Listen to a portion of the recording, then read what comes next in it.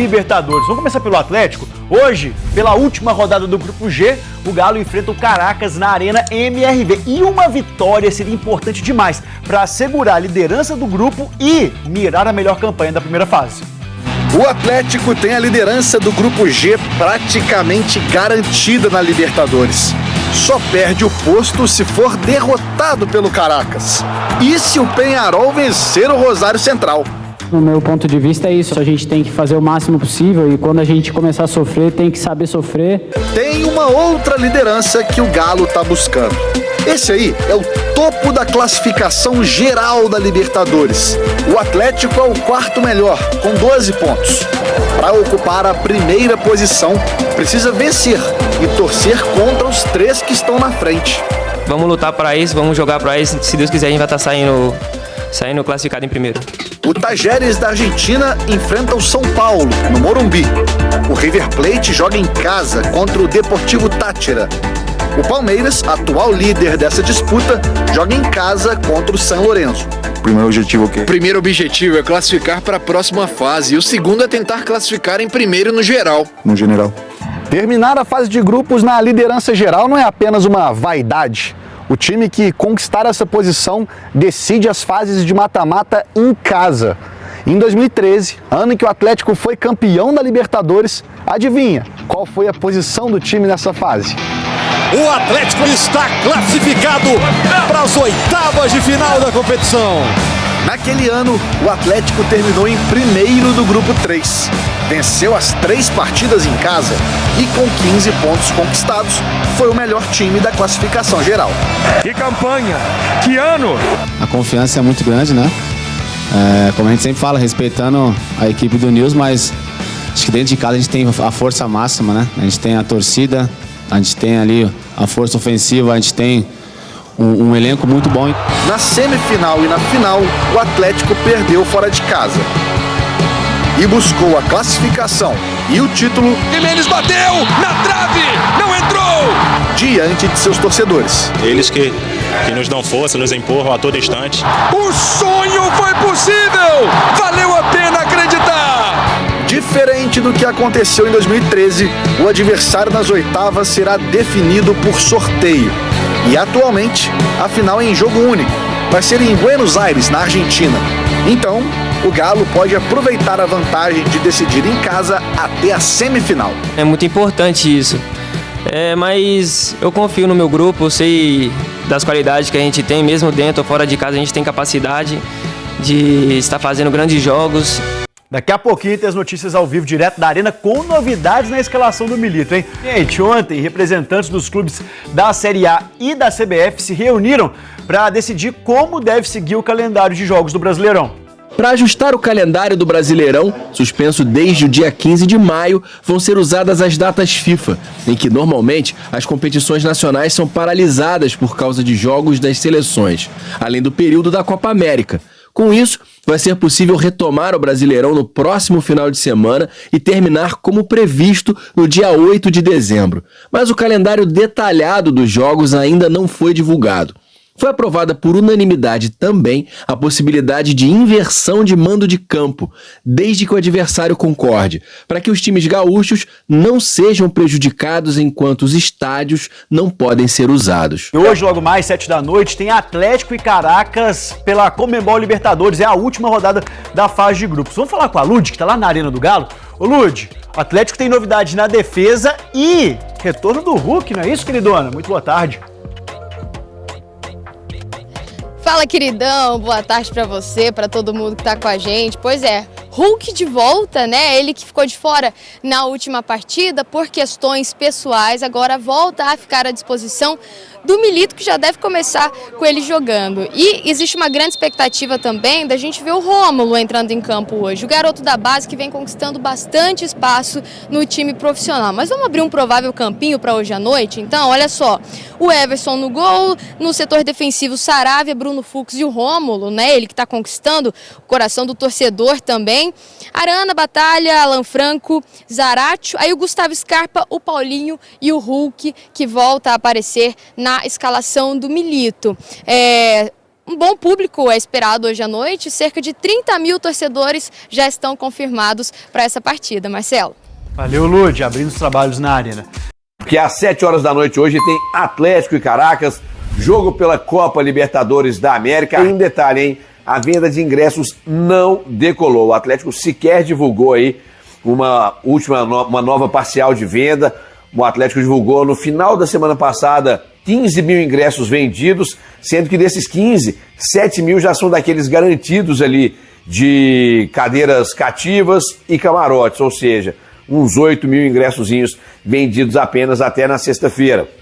Não decolou, tem muito ingresso à venda ainda no site ingressos.galonaveia.com.br. Chance para quem quer ir num jogo mais vazio e um jogo bom de assistir, acompanhar esse jogo de Copa Libertadores da América. O técnico Gabriel Milita em campo conta com o retorno de Hulk, participou normalmente das atividades desde a sexta-feira, quando elas foram retomadas após a derrota contra o Sport, e deve realmente fazer mudança nesse sistema defensivo do Atlético. Ele mesmo falou disso em entrevista coletiva após o jogo contra o Sport. Não, às vezes é hora da gente pensar em alguma mudança. De fato, não dá para jogar sem um volante, um cabeça de área de marcação, no caso, o Rodrigo Batalha, enquanto o Otávio estiver machucado. Por isso acredito que Rômulo, que ontem foi quem deu entrevista da Conmebol ali pré-jogo, possa ter uma vaga na zaga ao lado do Bruno Fux. Por isso, estou imaginando esse provável galo aqui, ó.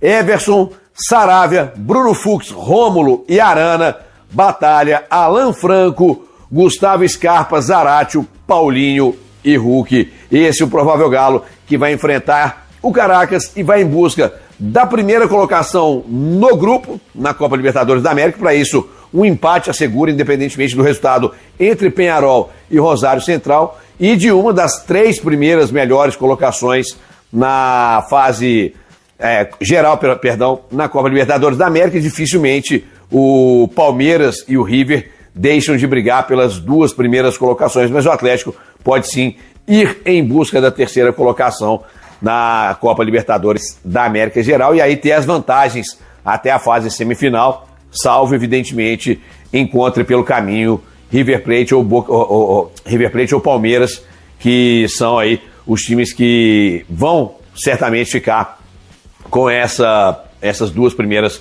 colocações gerais. Viu, CJ?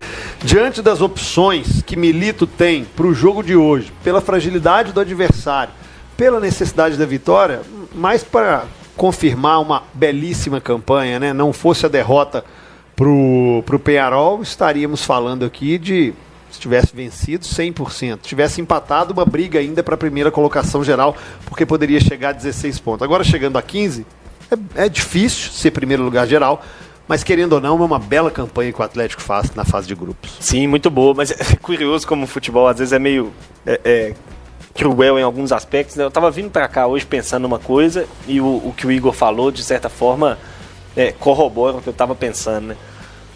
O Atlético estava vivendo um momento de muita empolgação por conta do desempenho, muita empolgação mesmo, dito e propagado por acho que quase todo mundo que era o time que estava jogando melhor no Brasil. Mês de abril foi falado. Há 10 dias, 15 dias atrás, e aí perdeu para o Peñarol, perdeu para o Sport, não teve os jogos do Campeonato Brasileiro para se recuperar, né, de certa forma. Esse é o momento ruim de não jogar, porque quando você ganha, é bom você ficar com um tempinho ali de folga, que você fica celebrando aquela vitória por mais tempo. Quando você perde, você quer jogar logo para esquecer aquela derrota, né? Então, assim, aí a gente pega um recorte dos últimos 15 dias, o Atlético só perdeu na teoria. E aí isso parece que deu uma esfriada grande, né? O Igor falou de procura muito baixa por ingressos. Tá certo que não é um jogo tão atrativo, né? O Caracas é um adversário muito frágil, o time já classificado e tudo. Mas, enfim, é curioso como no futebol as coisas são muito cíclicas e mudam muito rapidamente, né? Bastam 2 derrotas ou 2 vitórias para você ir, não do céu ao inferno, porque não dá para dizer que o Atlético tá no inferno, mas para você perder um pouco daquele clima. E acho que hoje é um jogo ótimo para retomar um pouco isso, né, CJ? Adversário muito acessível, um time que veio para a Libertadores passear, né? Até conseguiu um pontozinho que eu achei que não ia conseguir na primeira fase, mas conseguiu um empate. Mas é um time que tecnicamente está muito abaixo dos outros. O Atlético teve muita facilidade quando enfrentou fora de casa, e é o que se espera hoje de certa forma, um jogo tranquilo, um jogo fácil. Se o Atlético jogar focado, pensando e tudo mais, a tendência é que ele consiga construir uma vitória com com relativa facilidade. E aí eu repito o que eu disse ontem, CJ, acho que é o último momento para o Milito pensar em alguns testes. Talvez não de início, tudo bem. Acho que não necessariamente precisa ser de início, até por conta dessas 2 derrotas consecutivas, tentar garantir logo os 3 pontos do primeiro tempo e aí organizar isso depois na etapa final. Mas acho que o Rômulo tem que jogar hoje, acho que precisamos pensar numa solução para quando o Scarpa sair da ponta direita, que fez muita falta quando ficou fora, e deve ficar fora por um período longo, porque vai ser o lateral logo quando o Arana se apresentar à seleção.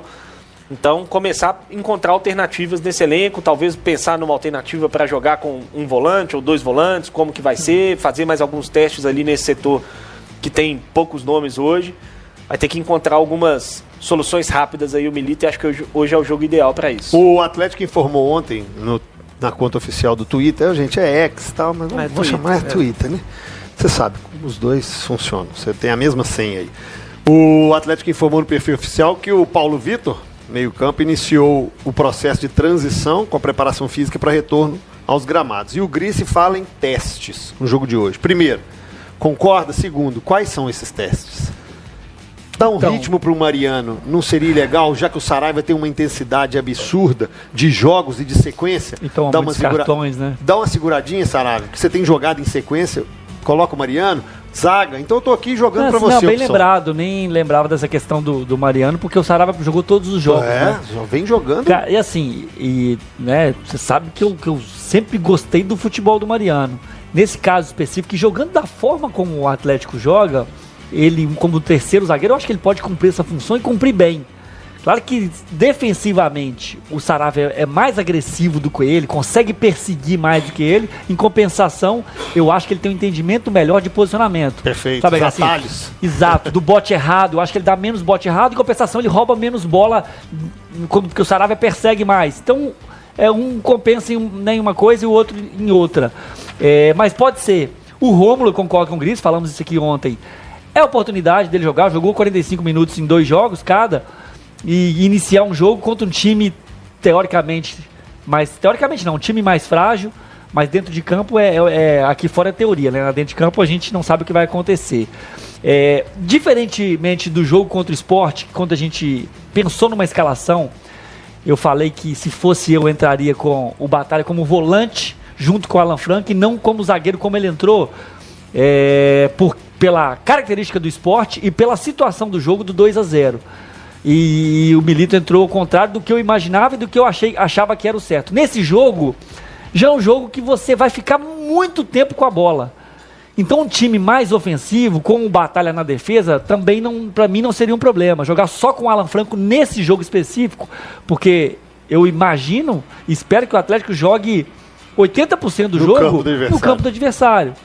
Então, assim, você vai ter um encaixe lá na frente, você não precisa que os seus atacantes e meias volte o tempo inteiro 80 metros. Então, assim, eu espero o Atlético hoje num time mais ofensivo. O Batalha na zaga hoje não me surpreenderia. O Igor até cravou ele como volante, porque o time fica mais consistente mesmo com ele e o Alan Franco. Mas não me surpreenderia hoje o Batalha voltando para a zaga, né, ou se mantendo na zaga com um Alan Franco e um Zaratio, aí entrando um jogador até mais ofensivo que o Igor Gomes. Sei lá, um Alisson, um próprio Vargas, um próprio Cadu. Ficaria um time muito ofensivo. Mas eu acho que o jogo de hoje, ele proporciona isso. O Atlético pode correr esse risco pela superioridade que ele tem. Lembrando aqui que é um assunto muito debatido dos torcedores, que o Gris falou do Scarpa, né, indo para a esquerda e testar algumas soluções na direita. Eu acho que isso meio que assim, naturalmente seria o Alisson, né, esse cara entrar. Eu acho que o Atlético, o Milito pode pensar em testar alguém do lado esquerdo, porque você tirar o Scarpa de uma função que ele tem sido muito ativo, muito efetivo, e para ir para uma função que ele pode ser um jogador normal, tem que pôr na balança. Então, pensando em testes, testar alguém como um ala esquerdo. Sei lá, o próprio Alisson ali, o próprio Palácio, que não jogou ainda, um Igor Gomes, sei lá, alguém ali do lado esquerdo, porque você perdeu o seu jogador que hoje é o mais regular, talvez, do meio para frente, nós não falamos explorando ele pelo lado esquerdo. Nós não falamos o Palácio não jogou, então, a gente não lembra dele. Aí, né? para fazer teste. Então, mas aí colocar ele numa função um pouco diferente, mas assim, o pouco que eu vi dele, ele jogava muito aberto pelo lado esquerdo, em cima da linha, na seleção da Colômbia, sub-23. Como chama o menino que veio do Atlético? O Robert. Também não falamos dele, mas aí é um meia 10, bem 10 característico assim, né? De jogar mais por dentro, né? Eu acho que ali pra ele não dá, jogar por... não dá. Aberto, pelo menos é o que eu enxergo do Robert sem chance. Mais meio.